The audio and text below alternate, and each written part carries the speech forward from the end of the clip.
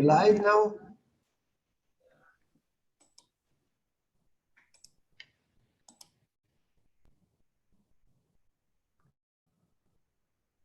Okay, are we live now? Can we? So good morning to everybody.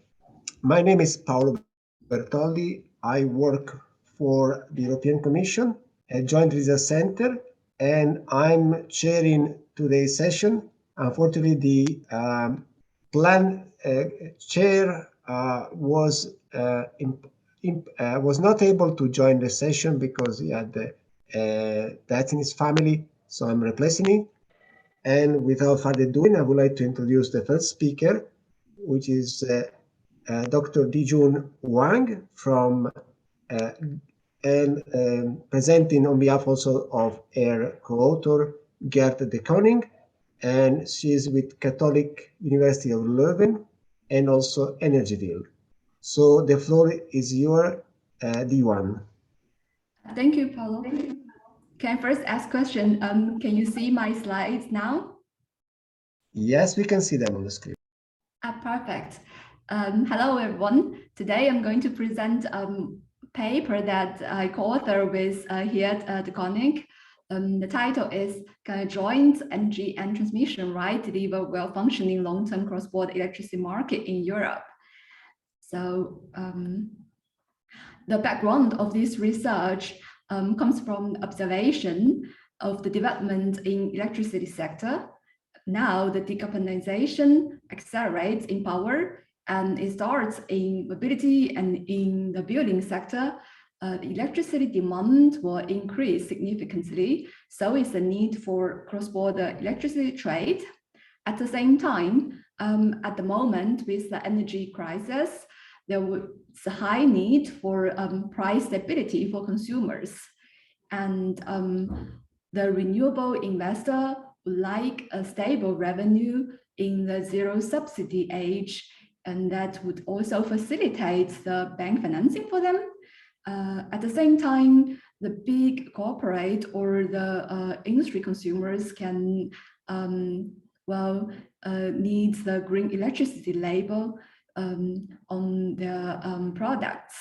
So altogether, we find the topic of rethinking about a long-term market. Long-term market, we mean cross-border bilateral contract together with a long-term transmission right, or the kind of long-term wholesale market. Very interesting to investigate, as this will be a win-win-win situation for all. So first, a little bit of history, the status quo of a cross-border electricity market.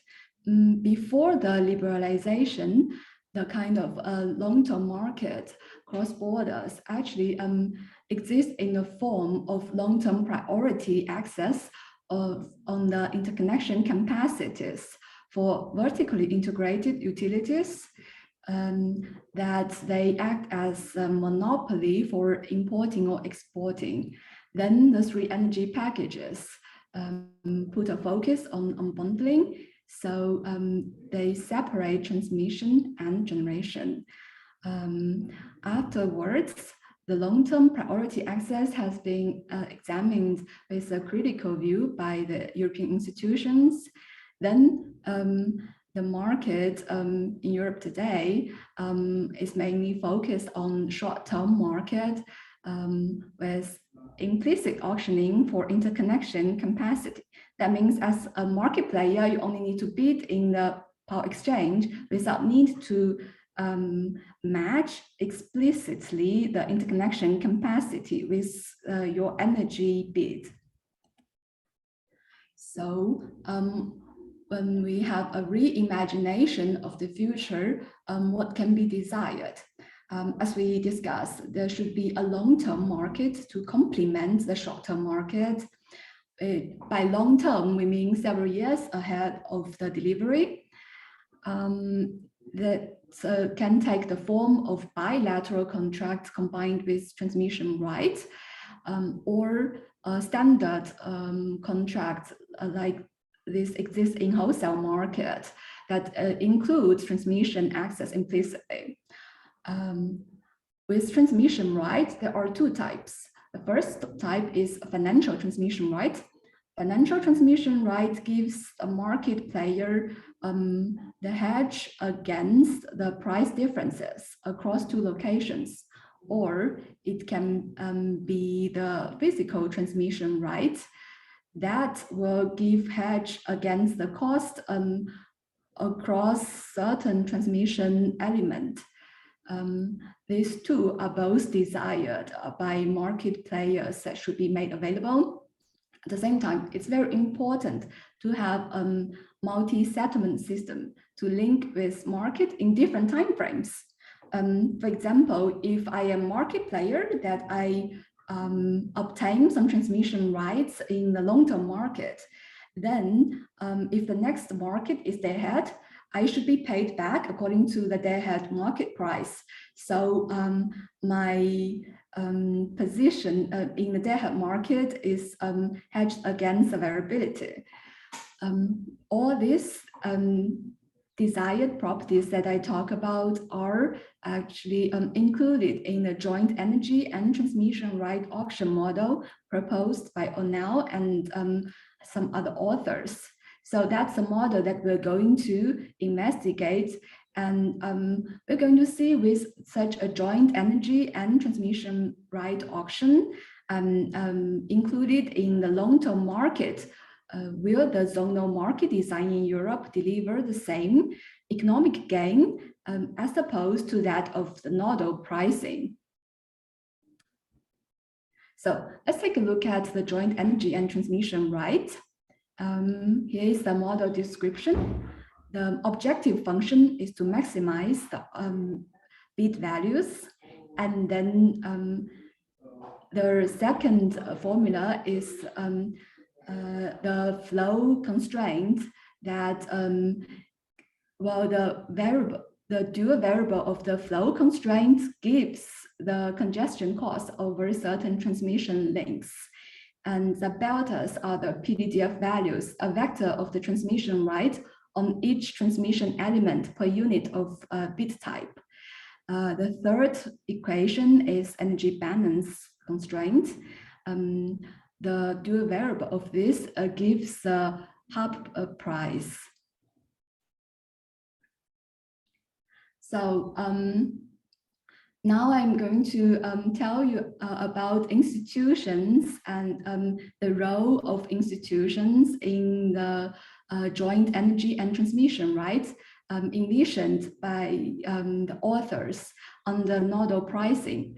So in the whole auction in different time frames, it is envisioned to have an independent system operator that is responsible for both market and network operation. And the market in the long-term auctioning and in the Deadhead auctioning are made financial. Financial means that market clearing results are not physical commitment. So the generations will not have to deliver electricity, or the transmission line is not actually used. After each round of bidding, all bids are liquidated, and they are financially linked to the next round. To give an example, if a bidder bid in the long-term market and obtain some rights, the bidder will need to pay system operator with a long-term price times the quantity of the bids that is accepted. Then in the Deadhead market, which in my case, I assume is the next round, the bidder will be paid back by the system operator with the quantity that he obtained from long-term market times the Deadhead price. So the markets are linked this way. Only in the real-time market, there is a physical, market outcome is physical, there's physical commitment. So as the author already proved in the paper, there's always revenue adequacy for the system operator. So what the system operator obtains from the load and or minus the generation cost will be enough to pay out the bid winners from the previous auction. And then there is zonal market that we are discussing and doing the case study. In Europe, the zonal market is actually devised to be centered around a Deadhead market. The institutions and interaction patterns of the European cross-border market have been defined by the Deadhead market. So we are also taking these institutions and their functions for the long-term auctioning. And the Deadhead market, the market has been already made physical. So the electricity generation and the interconnection use will be committed to the physical delivery. And also after a Deadhead market in each round, that the clearing result is physical, then we only add one layer on top of this physical market. That's a long-term auction with financial properties, with hedging instruments on the long-term auction.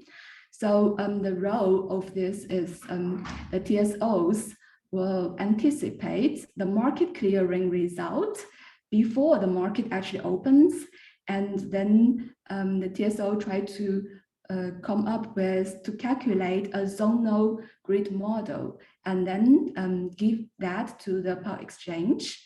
The power exchange will accept supply and purchase bids and try to clear the market with the grid model from the TSOs.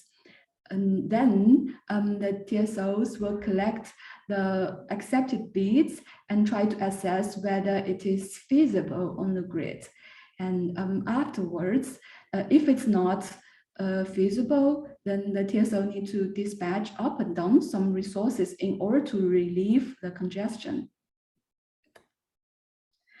And then now I'm going to present you the case study that's implemented on a small network under nodal pricing and under zonal pricing to give some quantitative results for feelings.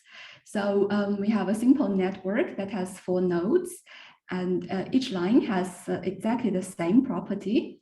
And there are 5 bidders to bid in all time frames. They have the same bids in different time frames. Bidder 1 is bidding for financial transmission right between node 1 and 3. Bid 2 and 3 are bidding for energy cell. Bid 5 is bidding for the energy purchase. Bid 4 is bidding for physical transmission rights. The bid positions are put just according to the generation and demand or the physical line position. So just to have to illustrate how the PDDF value come into play under nodal pricing, then we can take a look at bid 1, who bid for financial transmission rights between node 1 and node 3. Because with financial transmission rights, that means the power injects at node 1 and then withdraw at node 3. Then 1 unit of that power, out of 1 unit, half will come through line 1, 2, 2, 3, and the other half will go through 1, 4, and then 4, 3. Therefore, we can write the value on the first column of the table on the right. So we come to the PDF values for each bid this way. Then we can plug in the optimization and then try to have the outcome from long-term auction. So here is the outcome, and let me, oh, sorry. There is the bid 1 who obtains 375 megawatt hour of financial transmission rights from the long-term auction, and then bid 5 obtains 100 megawatt-hour of energy purchase. Then bid 3 have 100 megawatt-hour of energy sale that's accepted. Then the network figure on the right gives results from the optimization tool based the price. Now there was generation. Well, though it's not physical, but the generation behind locates at node 1 and node 4, and both lines have and are congested. So we do this again for the Deadhead market, because a Deadhead market has exact the same network property and exact the same bid and bid values. So the outcome is the same. Then the bid who pays, for example, bid 1 who pays 3,750 to the system operator will be paid back exactly the same amount back, and bid 5 will also be paid back exactly the same back. For energy sale, from bid 3 will receive money in the long term, and then will need to pay system operator the 2,000 in the Deadhead market. Then because they're bidding the same, they pay this same amount to the system operator again in the Deadhead market. Then we come to the real-time market. In the real-time market, only the generation and the load and bilateral contract are taken as constraints. So there is no financial sale anymore. What changed the clearing outcome here is that we plug in the load value at node 3, so that load has to be fulfilled, has to be met. And then the dispatch patterns become different. So node 1 will contribute 400 megawatt hour, node 2 and node 4 will contribute 50 megawatt hour separately. Just noted that node 2 is the marginal generator of the system. In this scenario, we put a high generation cost for the marginal generator. So now the price at the demand node at node 3 is 135. That's much higher. That means the price difference between node 1 and node 3 will also be very big. It's 120 euro per megawatt hour, and that will give bid 1 who obtains 375 FTR from previous round a large chunk back. So bid 1 will now obtain 45,000 euro from the system operator, and bid 5 will obtain 13,500 from the system operator. Then also in the real time, the load at node 3 will need to pay according to the locational marginal price, and the load will need to pay 67,500 euro to system operator. And the operator will need to pay to the generator at node 1 and node 2. There is a surplus of 56,500 for the system operator from generation and load segment. Then the system operator will need to pay to the bid from previous auction. That's exactly the same amount. It's 56,500. Now, the good news for system operator is that is revenue adequacy to pay out all the bid winners from the previous auctions.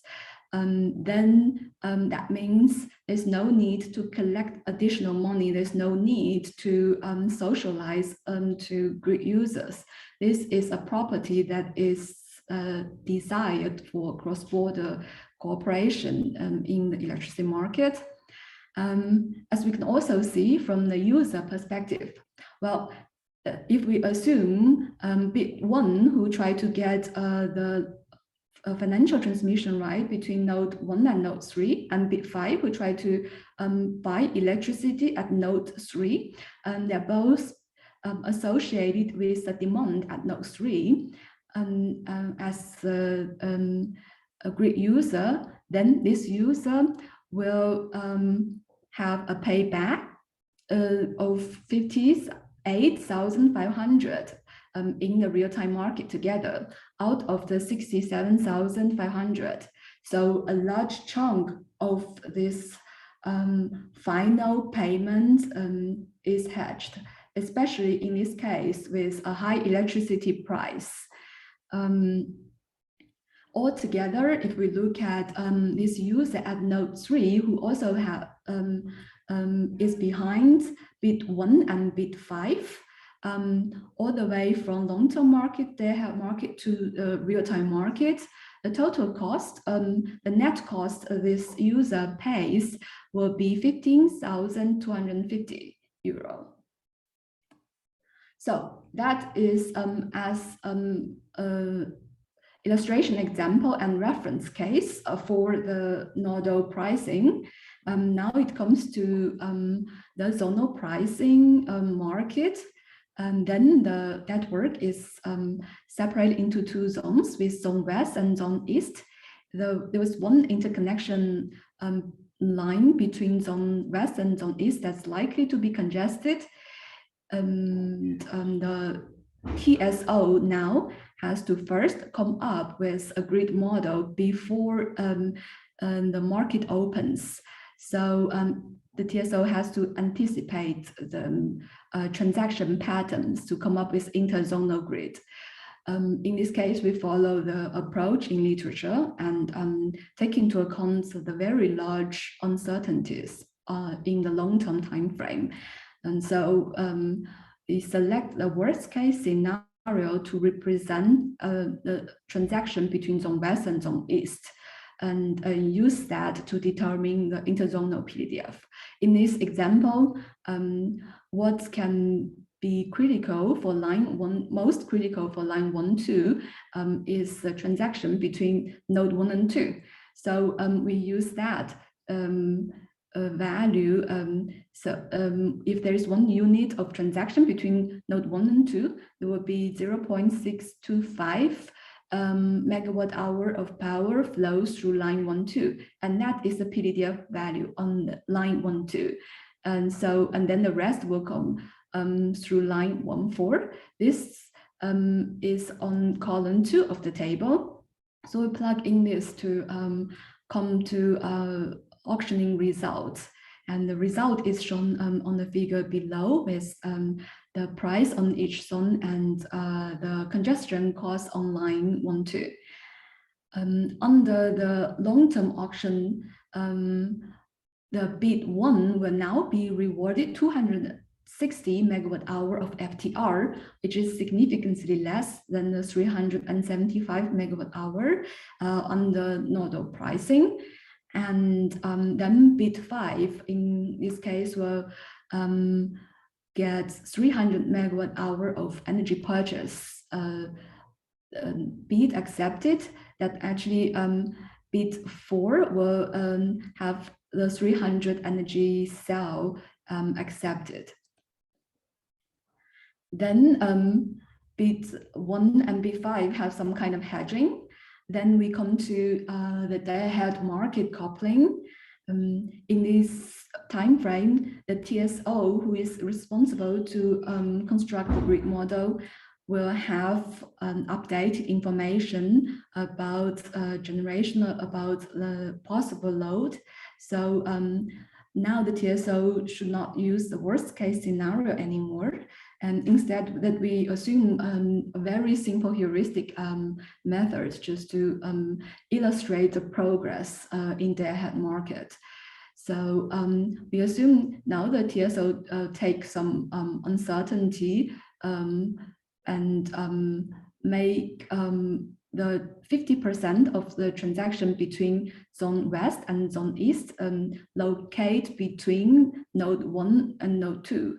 And then the other 50% locate between node 1 and node 3.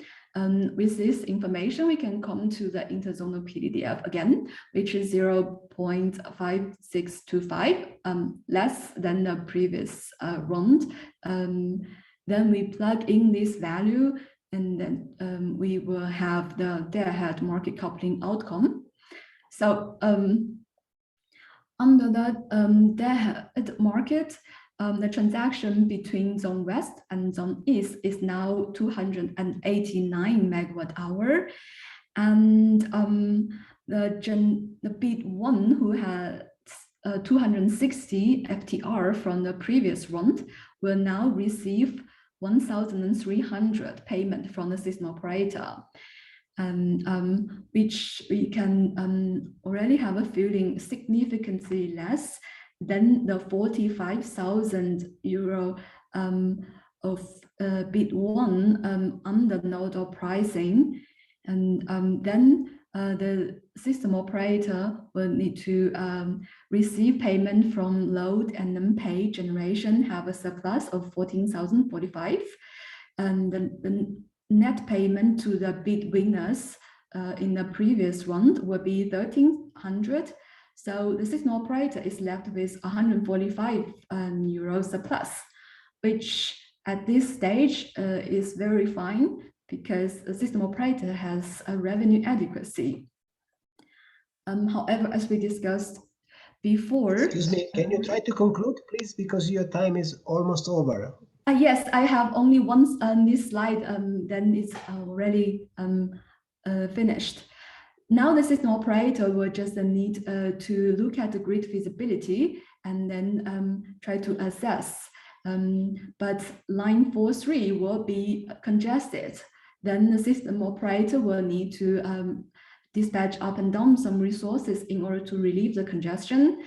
In this case, system operator can do a net. Well, we assume two patterns of redispatch. The first is a national redispatch. The system operator has access only to the zone with its own control zone, and then there will be integrated redispatch as a reference. If the system operator has access and control to the resources all over the system and also in Zone West, the redispatch pattern and cost will be different, as we can see. Under the national redispatch, the cost will be more than 6,000. Under the integrated redispatch, the cost will be more than 2,000. But both redispatch costs will exceed the 145 surplus left for system operator from the market. That means there is a break of revenue adequacy for system operator during this period. This cost has to be allocated to the grid users. And this is a cross-border market. So there will be some probably disputes to allocate the cost of the market. And what is bad for the market player under this scheme is that there is no hedging opportunity for the market players to hedge against the cost incurred after the gate closure. In this time frame, the market participants cannot take part as buyer anymore. It's only the TSO that's active as a single buyer.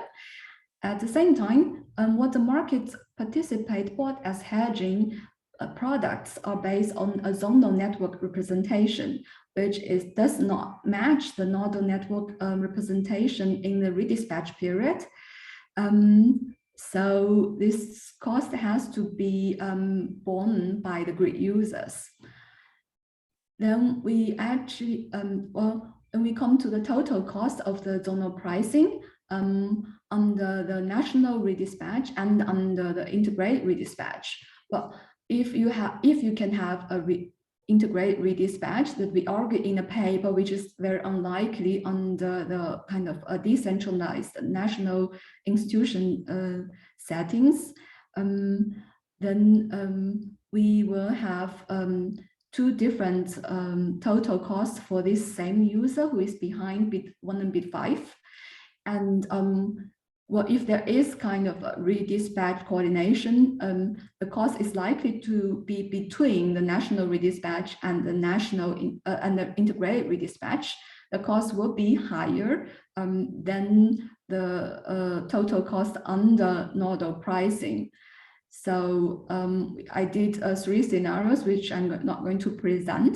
In all 3 scenarios, we see the similar trend. There's a higher total cost for the user, and there is a weaker hedging function from the long-term market in zonal pricing as compared to nodal pricing.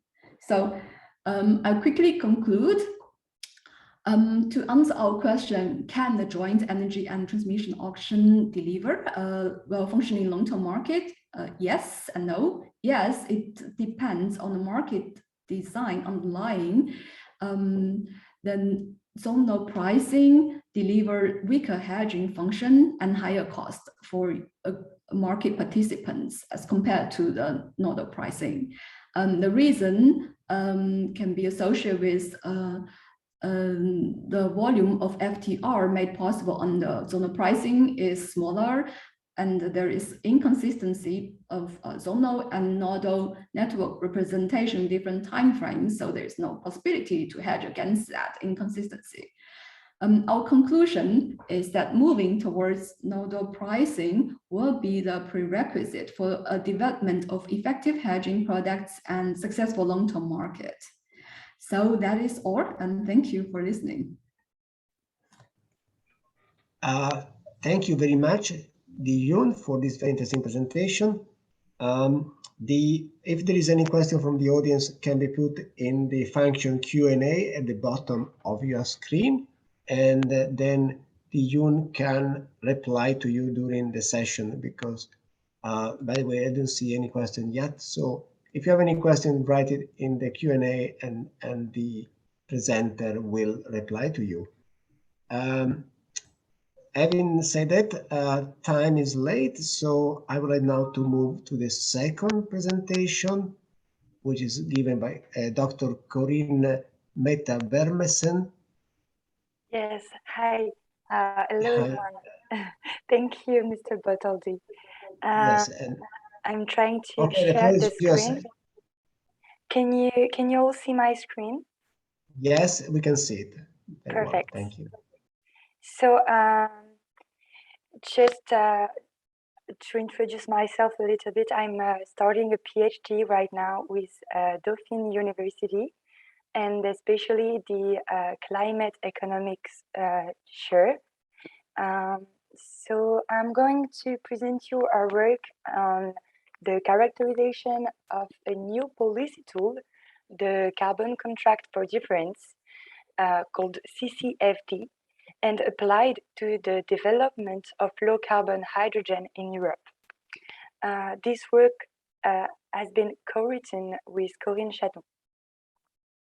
So to begin with, I will give you some background about low-carbon hydrogen in Europe. This is a tool considered crucial for the energy transition. And among a variety of uses, most EU member states see its benefits for the depollution of sectors with high marginal carbon costs, such as heavy transport or industry, and for providing new flexibilities to the electricity grid, which is increasingly constrained by the integration of renewable energies. The most important obstacle to the development of this kind of hydrogen is its lack of competitiveness. In Europe and worldwide, more than 90% of hydrogen is produced by steam reforming of fossil fuels, which is a process, which is a greenhouse gas intensive process. So this is why the production of basic industrial material, such as cement or chemical entrants, are responsible for 18% of European GHG emissions. But this production, this SMR production, is less expensive than electrolysis production. Indeed, the production by SMR cost 1.5 euro per kilogram of hydrogen against 2.5 to 6 euro per kilogram for the electrolysis production, which is the focus of this study. So even with the cost reduction that can be generated by economies of scale or learning effects, studies show that the cost of electrolysis production should not fall below $1.6 per kilogram in 2030. So this hydrogen should not be competitive without an effective carbon price. Indeed, the carbon price has an impact on the competitiveness gap between electrolysis and SMR production. To remedy this, the CCFD can be considered. This is a tool first described by Helm and Hepburn in 2005. This is a contract setting a carbon price sufficient for the competitiveness of a low carbon innovation. So if the carbon price here on the market is below the carbon price setting by the contract, which is called the strike price, then the government makes a payment to the producer to close the gap between the innovation price and cost and the existing technology costs, and so ensure the competitiveness of the innovation. Then if the carbon price on the market is durably higher than the strike, we can envisage reimbursement from the producer to the government. The literature already highlights several advantages of this type of contracts. Chappellelli and Neuhoff, for instance, insist on the gain in temporal coherence allowed by the commitments of the government to the contract. Richtain and Neuhoff, for their part, demonstrate that the CCFD makes it possible to reduce the CO2 carbon price necessary for the competitiveness of the innovation, since it reduces the uncertainty concerning this carbon price. Also, as Richtain argues, the contract helps to close the financing gap for this innovation. And finally, Sartor and Bataille insist on the political feasibility of this tool, explaining its consistency with European and national policy frameworks. So the benefits of this tool already seem clear. So our work focuses especially on the design of the CCFD, and in the case of the hydrogen electrolysis development. For this purpose, we use a classical price competition model.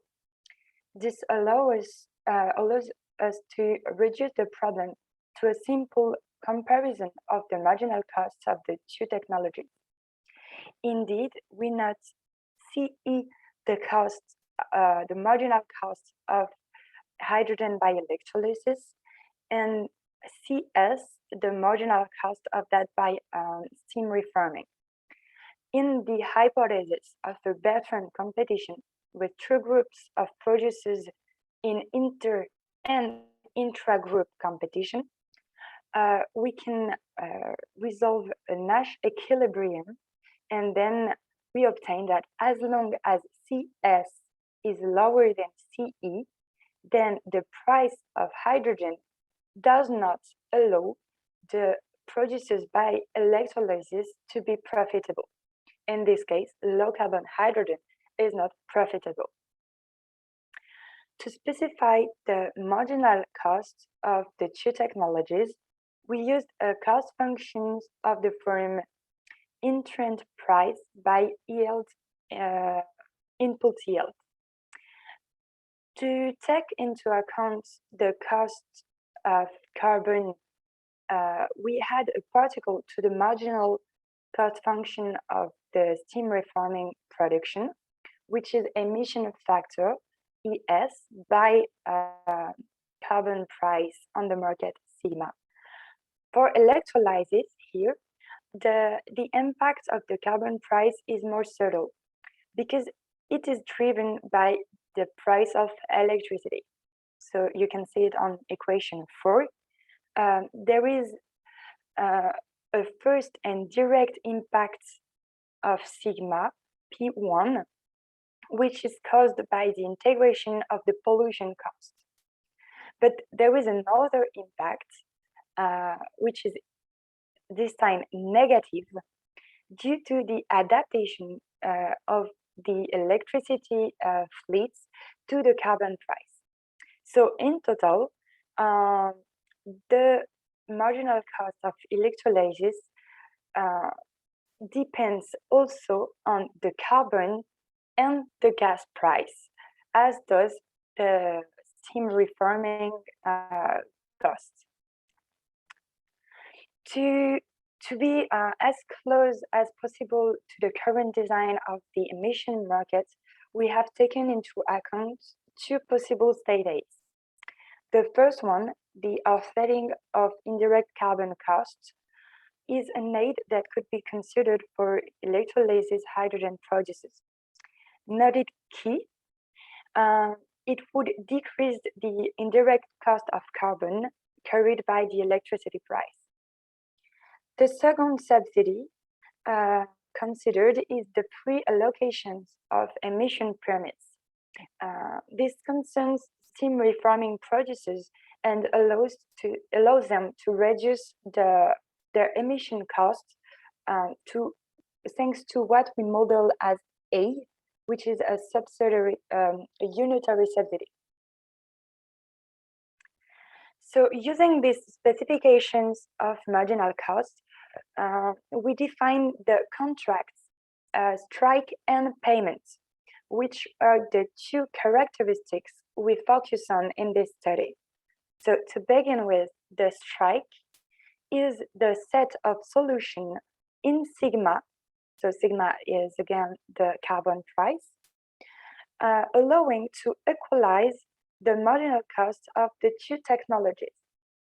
But the electricity function being a quadratic function of the carbon price, this difference, this equation is also a quadratic equation, and it can only be solved conditionally. In our case, it is necessary that the gas price is below a certain threshold expressed analytically in equation 8. So if the market gas price is above or equal to this threshold, then the marginal cost of production by SMR is higher than the one by electrolysis, because the gas price has a greater impact on SMR production than on the production by electrolysis. Also, if the gas price is below this threshold, and only in this case, we can define the couple sigma bar min, sigma bar max as the strike. So here is the analytical expression of this couple. And thanks to this analytical expression, we can find the payment contract, the contract payment, sorry. So this payment is none other than the difference between the marginal costs of the 2 technologies as a function of the carbon price on the market.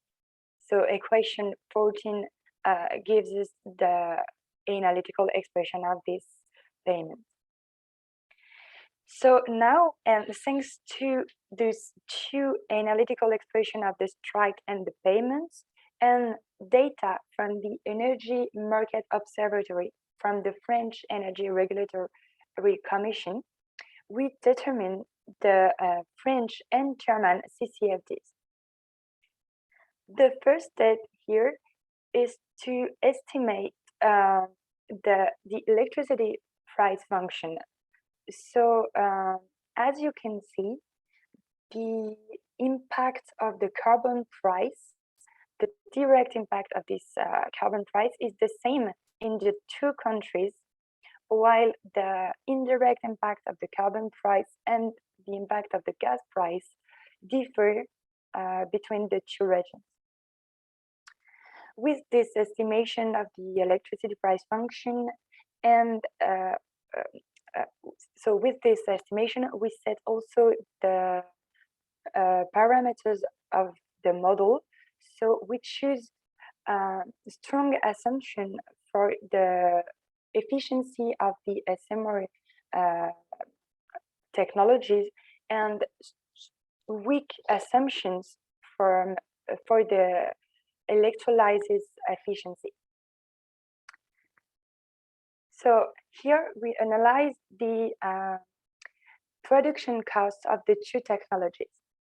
We notice that if the marginal cost of the SMR production is a growing function of the market price of gas and carbon, the marginal cost function for electrolysis production is more complex.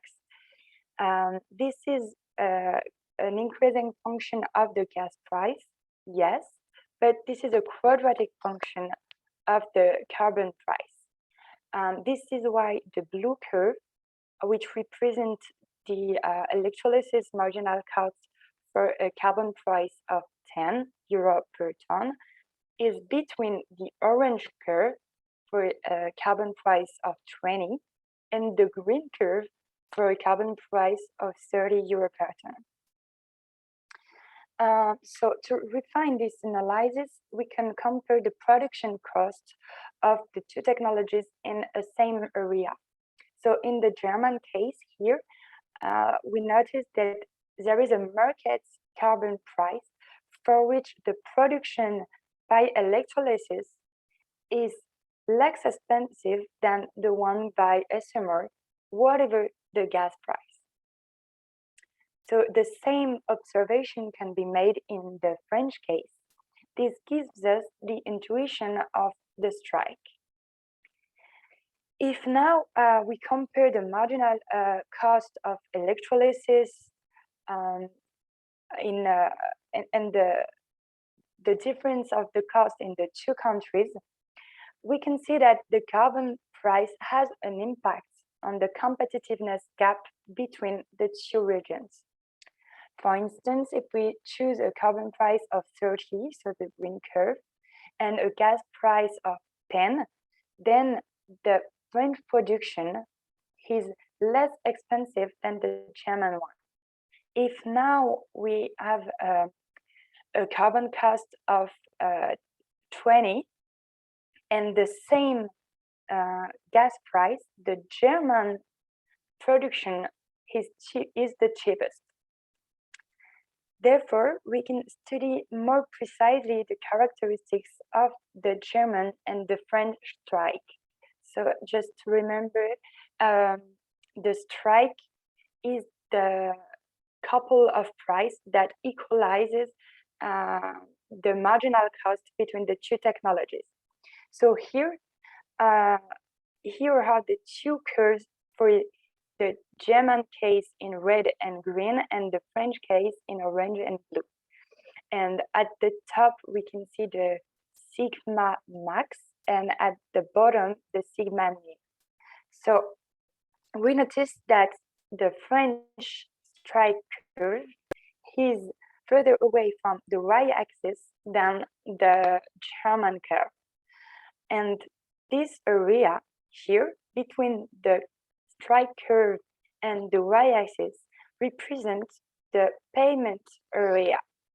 So the French payment area is larger than the German one.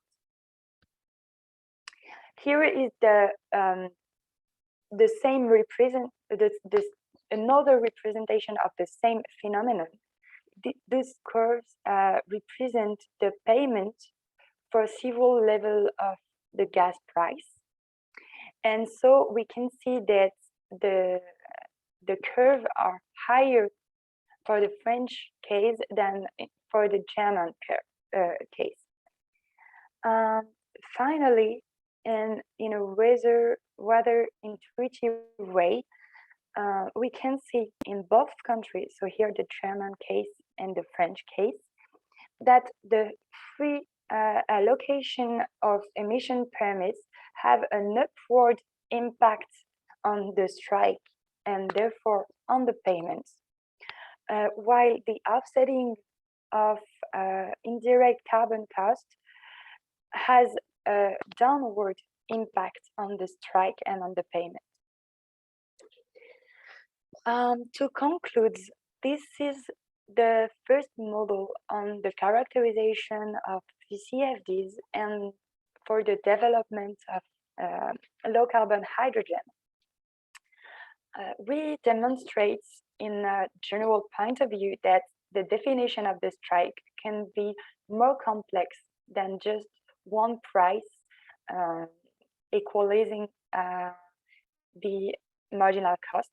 In our case, and because of the specification of our costs, we obtain a couple of prices.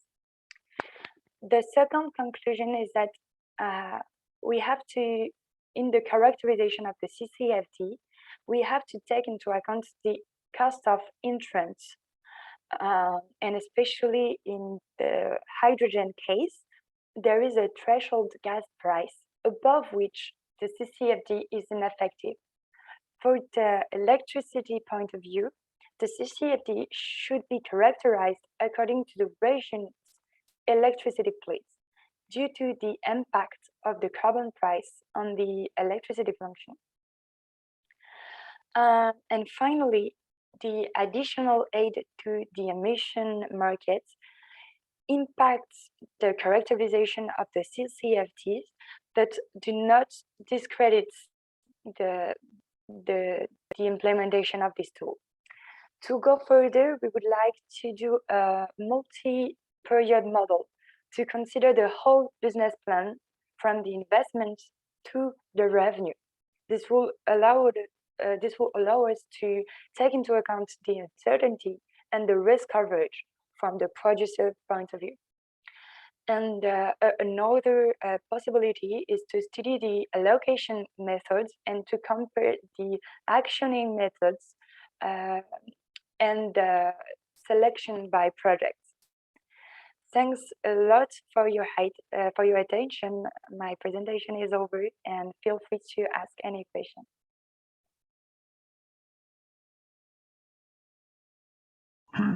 Dear Corinne, thank you very much for this very interesting presentation. You still well inside your time. I invite the all attendees to put some question to you in the Q&A facility. I don't see for the time being, I don't see any question for you. So thank you again very much, and thank you very much. Maybe some question will arrive very soon. So the last presentation will be by myself. I was initially supposed to be a panelist, but now also at the chair, and I will present the latest EU package of policies presented by the European Commission to adapt the climate policy to the new target of 55% emission reduction by 2030 compared to 1990. So I don't see my presentation. Shall I share my presentation? Now we cannot see your slides. Okay, maybe I can share. Can you please enable me to share? We can share it for you if you want. Okay, I tried maybe to share it. Let's see if it works. Can you see it now? Yes. Yes, we can see your slides. Okay. Can you see it in presentation mode now?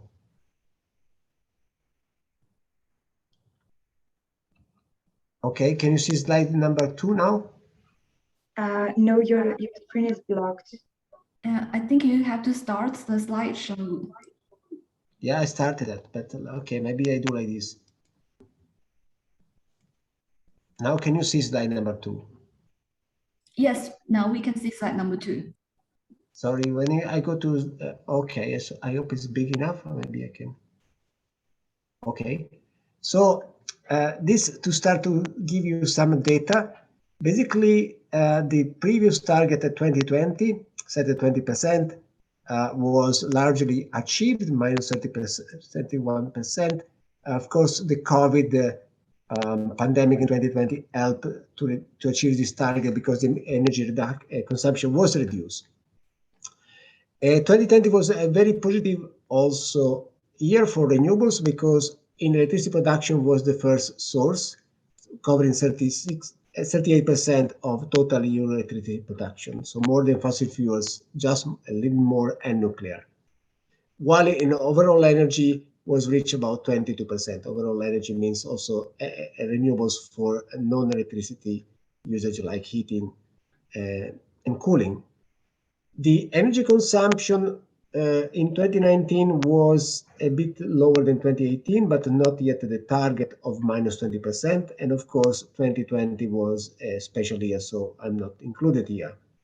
Our import dependency of energy reached 60%, so this is still increasing, which is very worrying.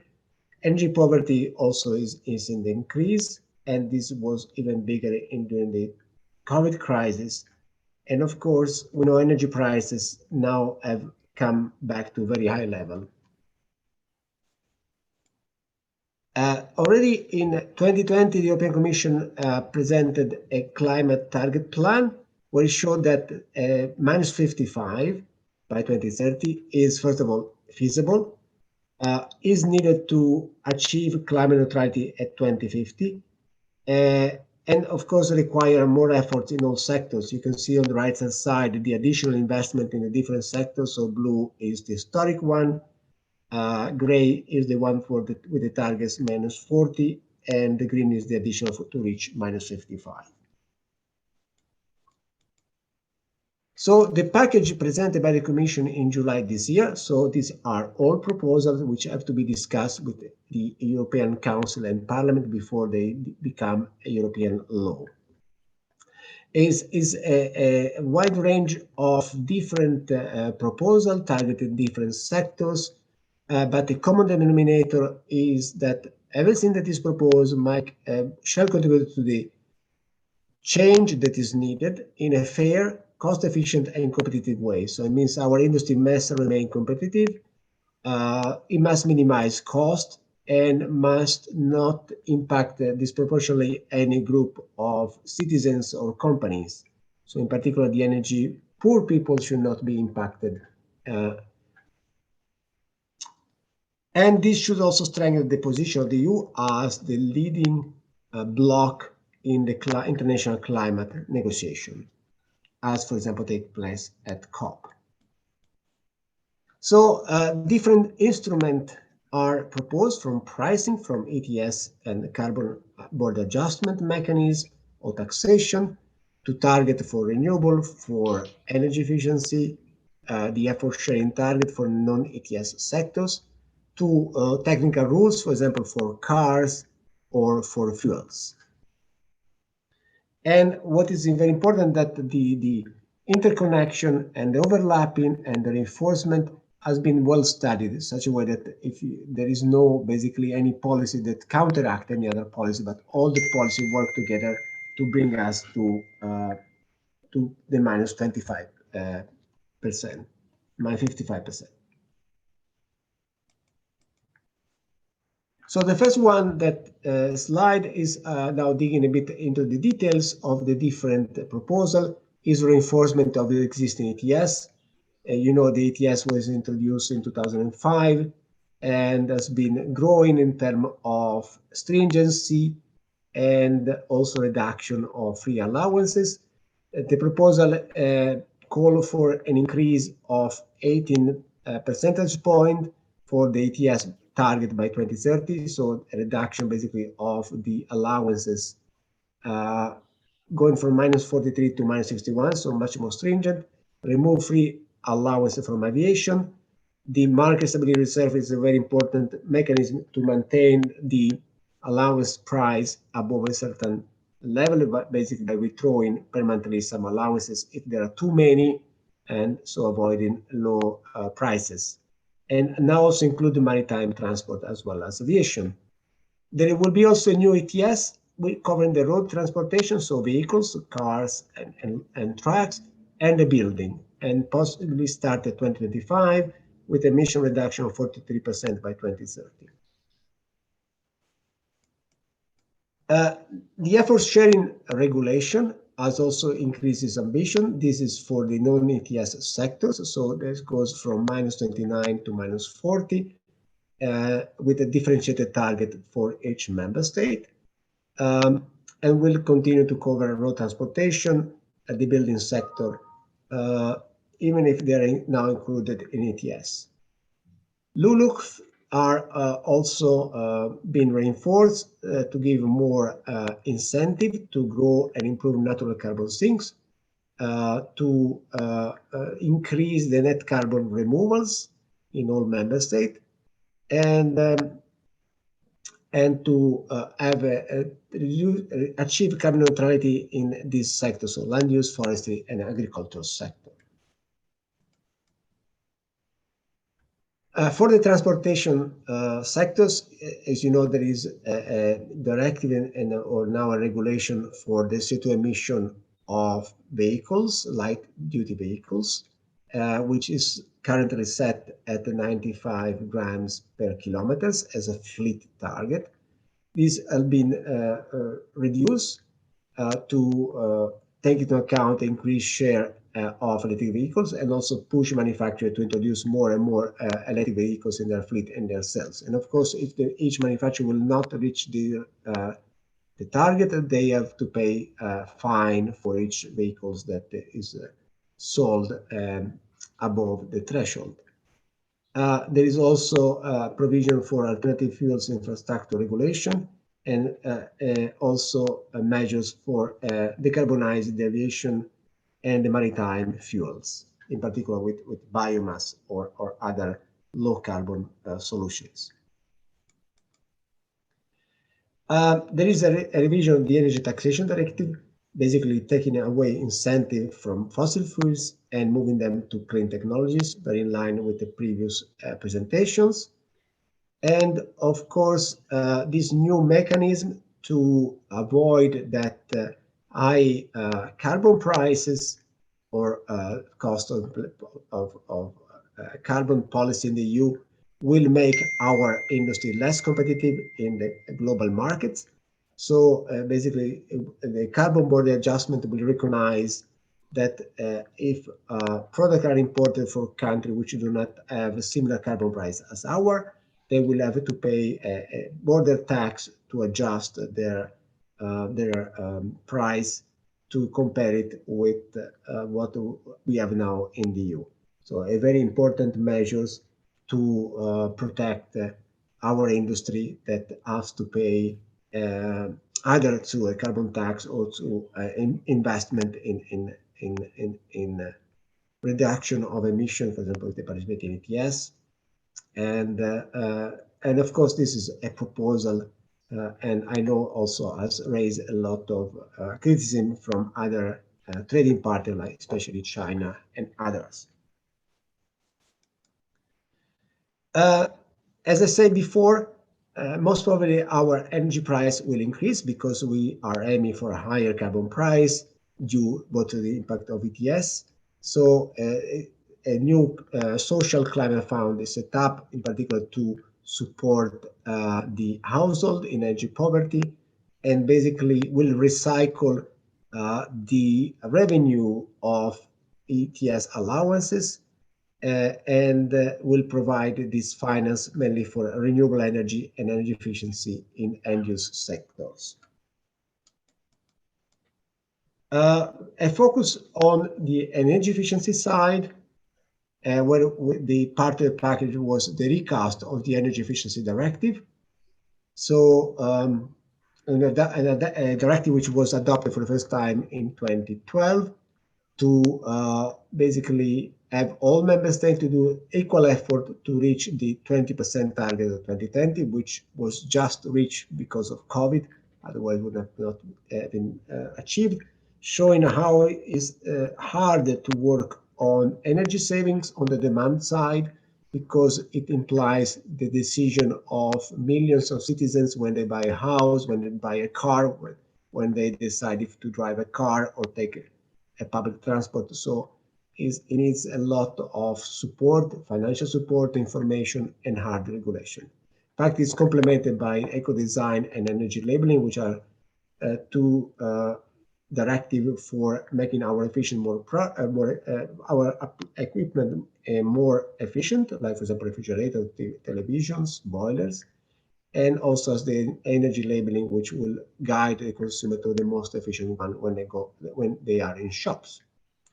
And there is also an energy performance of building directive introduced first time in 2002, which require member states to adopt stringent energy performance standards for the buildings, mainly through insulation and efficient technical equipment towards net zero energy buildings.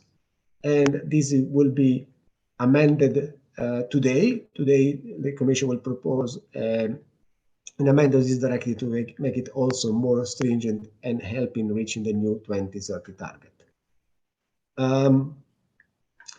And so the ED, which was introduced in 2012, then it was amended in 2018 when the 2030 target was adopted, and now basically in line with the previous energy savings target of 2.5, and now that we need a higher energy saving target in the EU if we want to reach the minus 55%.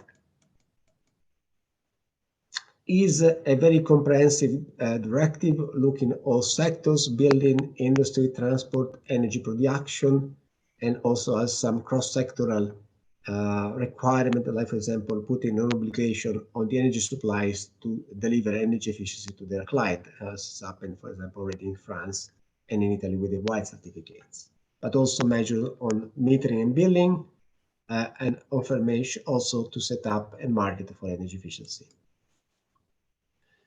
This slide shows the planned trajectory to reach the previous target, and showing also that the member states are, the EU and member states are more or less in line with this trajectory. Of course, if we move now this target from 32.5 to minus 36 to minus 39, the effort to save energy or reduce energy consumption must be bigger. So these are absolute reduction in energy consumption. So the EU, I think, is the first economy in the world that not only has decoupled energy from GDP, but has a steadily decline in its energy consumption, while the GDP is still growing. So these are the new targets proposed by the Commission for primary minus 39%, and compared to the business as usual scenario, which is a projection done in 2007, and minus 36% in final energy. And for the first time, there is not only a EU level target, but there is also indication of what each member state should achieve in function of a number of parameters like energy efficiency potential, GDP, and energy per capita, etc. The energy saving obligation, which is a key element of the Energy Efficiency Directive, will be increased from 0.8 to 1.5. So it means the energy company have to invest more in energy efficiency in their client. And in particular, the directive puts the focus on heating, cooling, and industry, including data centers, which use a lot of energy. There is also a call for member states when they take policy in energy efficiency to privilege in efficient improvement in energy poor household or vulnerable customers in such a way that they are benefiting from efficiency. And this is very much in line also with the current high energy prices, because these citizens are very much affected by even more citizens will become will enter in energy poverty. So priority should be to give to this customer very efficient building, very efficient appliance, in such a way that their energy bill will be dramatically reduced. And there is also the principle that in any economic decision affecting energy systems, the energy efficiency first principle should be applicable. So always give priority to possible reduction in energy consumption, because this is a contribution also to the security of supply. So the energy that is not used is the cheapest one and does not need to be produced or imported from somewhere. There are also other measures by the EU that have been recently adopted, like the idea to put priority on the renovation of existing buildings, and it's called the renovation-wise strategy, because the majority of our buildings are old buildings. They will still stand up by 2050, and they are, especially the buildings before the 1990s, are using a lot of energy, because at the time there was no any regulation to ask this building to be insulated. This goes hand in hand also with the EU Recovery and Resilience Facility, the EU Next Generation funding that is available for member states, which have to prepare recovery and resilience national plans, when they should include measures to reduce the impact of climate change. And the EU is financing a lot of national measures to reduce consumption. The final, also another initiative, the New Biohouse Initiative, was launched to design buildings and public space which couple the aesthetic, sustainability, and social inclusion principles. Second focus is the Renewable Energy Directive revision. The renewable energy has been promoted in the EU first initially by member states, like for example, Germany introduced the first feed-in tariff in 1991. Then the first directive was introduced in 2001 that call for introduce national indicative targets. Then in 2009 it was introduced the 20% target by 2020 that has been reached, and I'll show this in the next slide. In 2018, the directive, in a similar manner to the Energy Efficiency Target Directive, the ED Directive, was revised, introducing the 32% target for 2030. And now again, because we raised the carbon target, also the target for renewable has been increased in this proposal. So first of all, I want to show you the status of the current target, 2020, already achieved at European level in 2019. You see that some member states are doing much more than what is their own target, which is the red bar. Some member states were behind, but overall the EU already achieved its own target. And the directive continued basically on along the previous line, but also included the concept of energy system integration and the hydrogen strategy.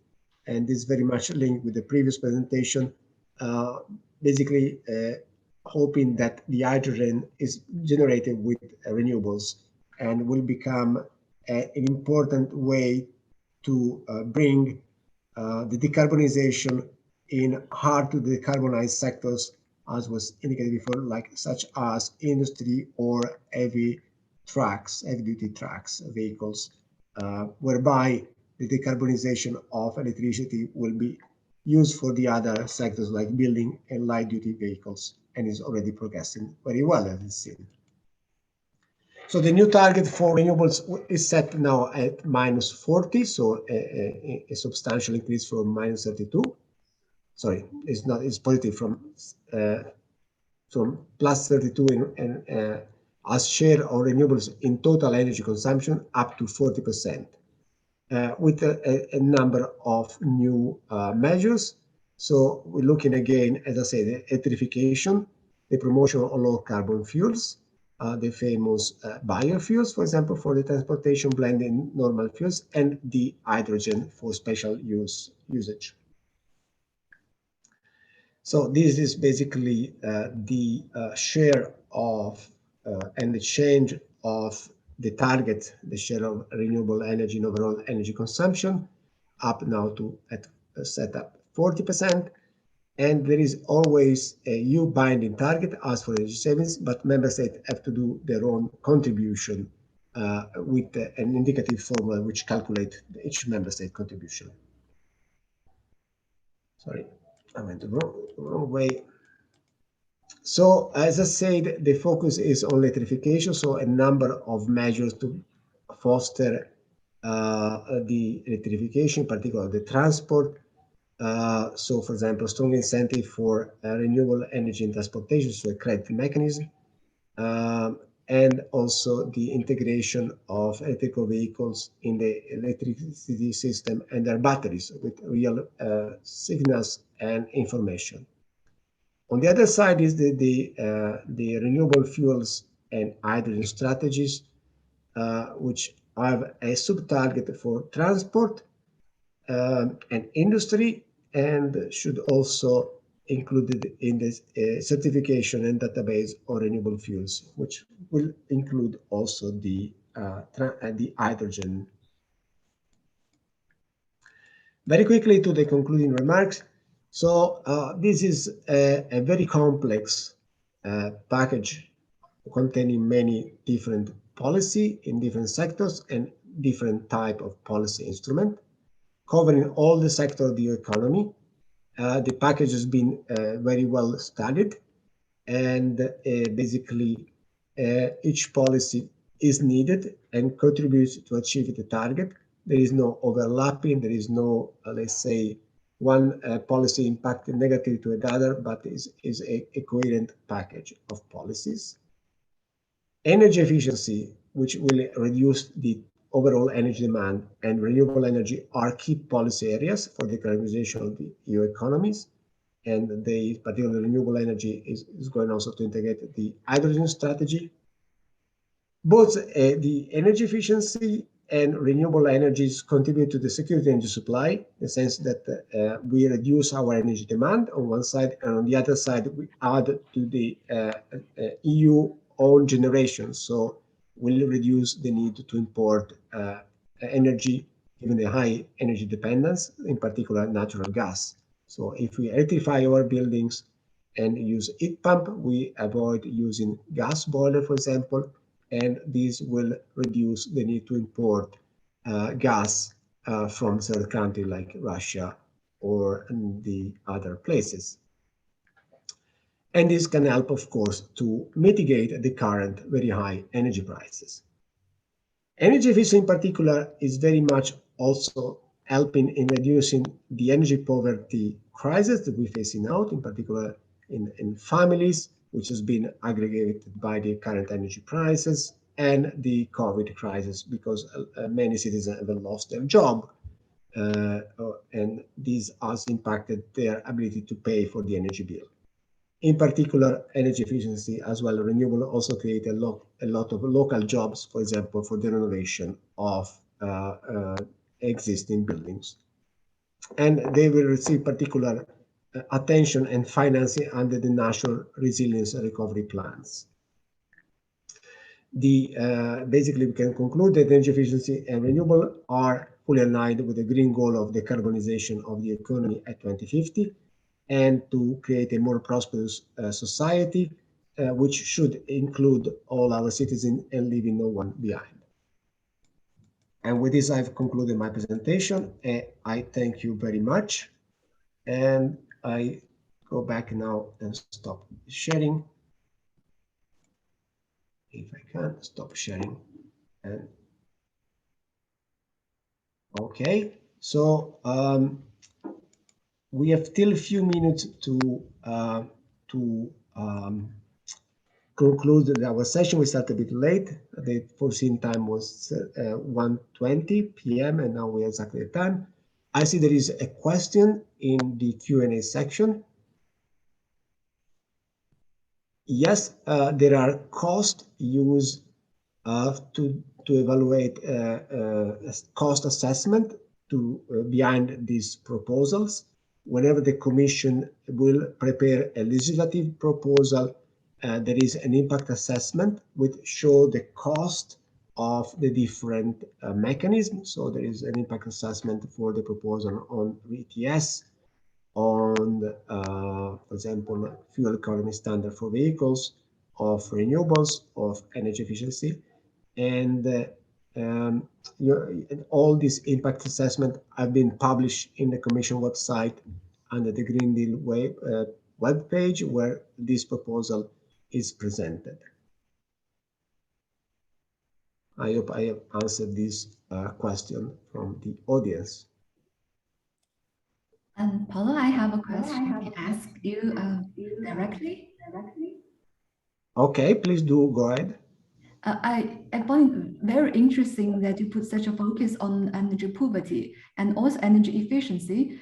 But the question is, do you have new estimation of the new energy poverty level once the EU ETS covers building and transportation sector?